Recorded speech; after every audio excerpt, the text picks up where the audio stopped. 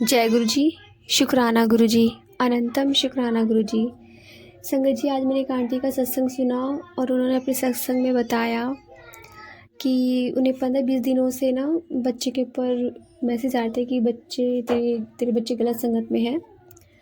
तो गुरु महाराज जी उन्हें रोज़ रोज़ हिंट दे रहे थे, मगर उनको समझ में नहीं आ रहा था। वो सिंगल पेरेंट्स हैं और तो गुरु महाराज जी ने हिंट दिए जा रहे थे, मगर उनको समझ में नहीं आ रहा था। तो जब एक दिन वो गुरु जी की जोत जलाती हैं, चाय प्रसाद का भोग लगाती हैं, तो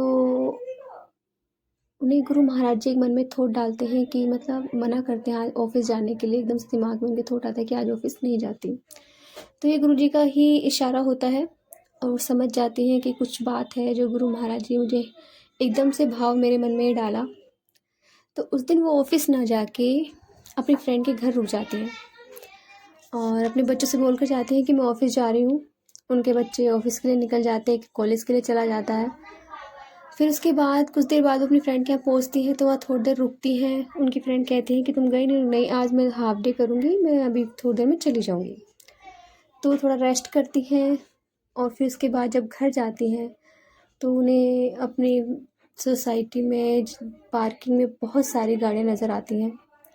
तो चौकीदार से पूछती है कि यहाँ पे कोई आया है, तो कहते हैं हाँ, आपके घर पे कोई आया है। तो जब वो अंदर एंटर करती हैं तो उनके घर में बहुत सारे बच्चे होते हैं, नशे में धुत। कोई कहीं पड़ा है, कोई सोफे पे पड़ा है, बियर की बोतलें होती हैं। तो इस तरह से वो देख के बहुत परेशान हो जाती हैं, उनको समझ में नहीं आता है।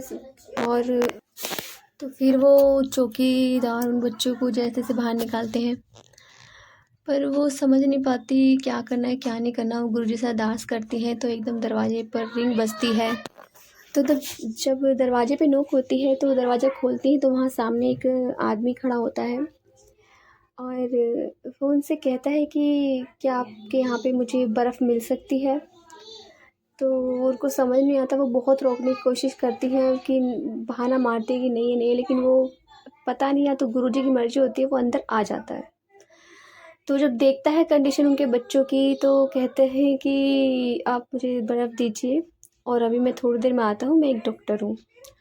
तो वो उन्हें बर्फ़ दे देती हैं और वो अपना बाहर जाके अपना ब्रीफकेस लेकर आते हैं और उनका चेकअप करते हैं। तो बताते हैं कि आपके दोनों बच्चों ने ड्रग्स ली हुई है और ये ड्रग्स ऐसी होती है कि 3-4 घंटे तक ये बेहोश होते हैं, उसके बाद इन्हें होश आ जाता है।